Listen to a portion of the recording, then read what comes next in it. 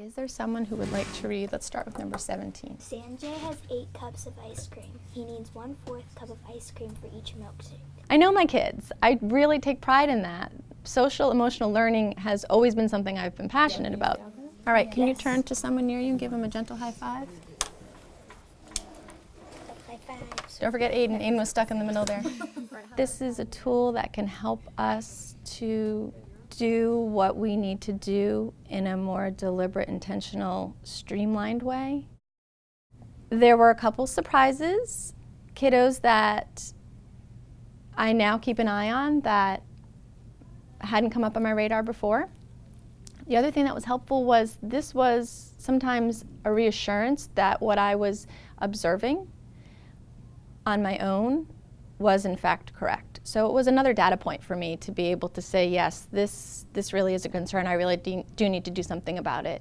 It also helped me to open up a couple conversations with families, caregivers who now we have systems in place to support a child. How did we get that answer? We would count. Also helpful for me was to be able to look back and see what were the trends with my class last year, and are those trends continuing, or are they changing, what's going on? So that's helped me in that aspect as well. Yes.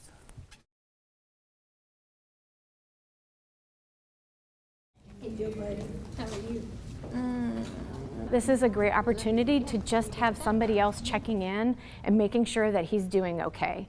Because what we think sometimes is being okay may be masked in other ways. My child may act differently at home than he does at school. Our teachers are with them a lot of times more than we are. So having those extra eyes and ears looking out for them, being able to see those vulnerable spots so that they can focus on the math, reading, and science, I think it's just very important. It's a team effort.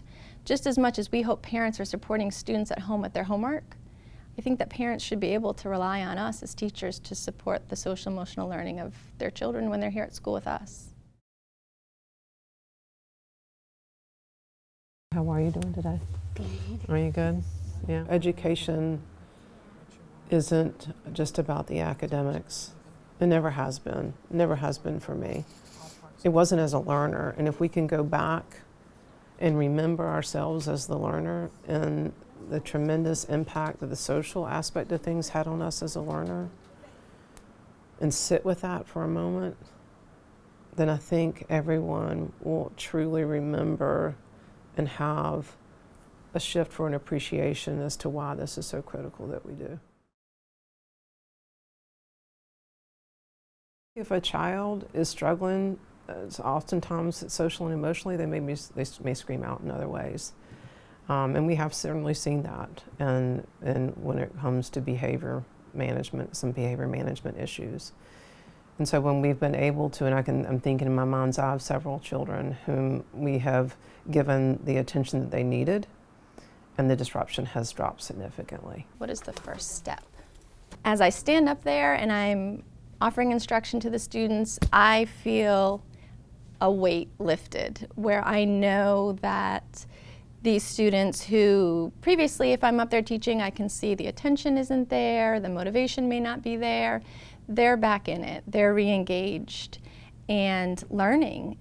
Or maybe the kiddos who we saw isolating themselves at recess, I can see them now interacting with their peers, taking some social risks, making positive choices.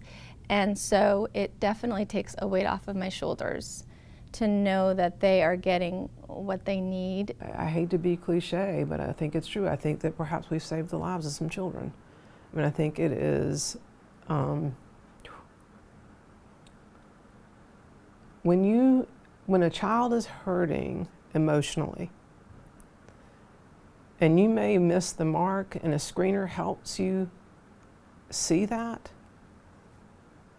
I don't know how you can argue with that.